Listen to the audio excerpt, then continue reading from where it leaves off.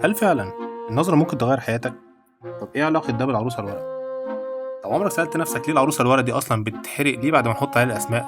هل ده معناه مثلا إن إحنا حرقنا العين اللي موجودة في البيت أو حرقنا العين اللي الشخص ده واخدها أو الحسد؟ من عين فتحية فتحية فتحية فتحية فتحية فتحية فتحية. طب ليه بنعلق خرز زرع على الباب؟ هل ده معناه إن الحسد وهو جاي علينا وشاف الخرز الزرقاء على الباب أو شاف الكف الخمسة وخميسة خلاص على كده الحسد هيرجع بظهره ومش هيخش البيت؟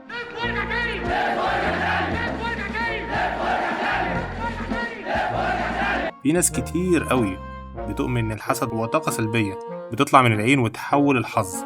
عشان كده بنستخدم الرموز دي في اعتقاد ان الحظ ممكن يرجع لنا تاني او الحسد اللي موجود ممكن يخرج من البني ادم او الطاقة السلبية الموجودة في البني ادم تخرج. في علم النفس ظاهرة اسمها self fulfilling prophecy، يعني لما الشخص بيصدق انه محسود بيتوتر، انتاجه بيقل، مناعته بتضعف، وكل ده بيخليه فعلا يتأذى. ممكن تكون الحماية مش من الحسد لكن من خوفك منه.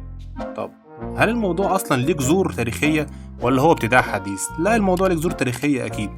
يعني على سبيل المثال الكف أصله فرعوني واللي كان معناه رمز الحماية، وفي اليهودية اسمه إيد فاطمة أو حمسة، والعروسة الورق هو فولكلور من أرياف مصر غير معترف بيه، غير إنه نوع من أنواع السحر.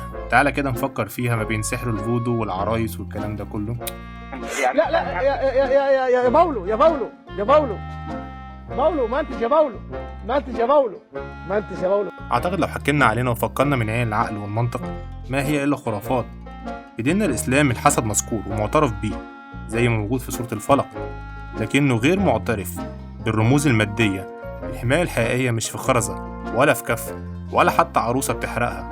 الحماية الحقيقية في الذكر والوعي واليقين بالله، وإن الناس لو اجتمعوا على أذيتك محدش هيعمل لك غير اللي ربنا كاتبه. في النهاية يا صديقي خليك واعي، خليك مؤمن، وخليك دايما شايف بعين العقل قبل ما تخاف من عين الناس.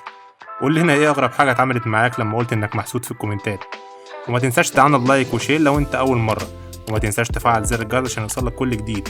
كان معكم عبد الرحمن صالح من مستر لي. سلام.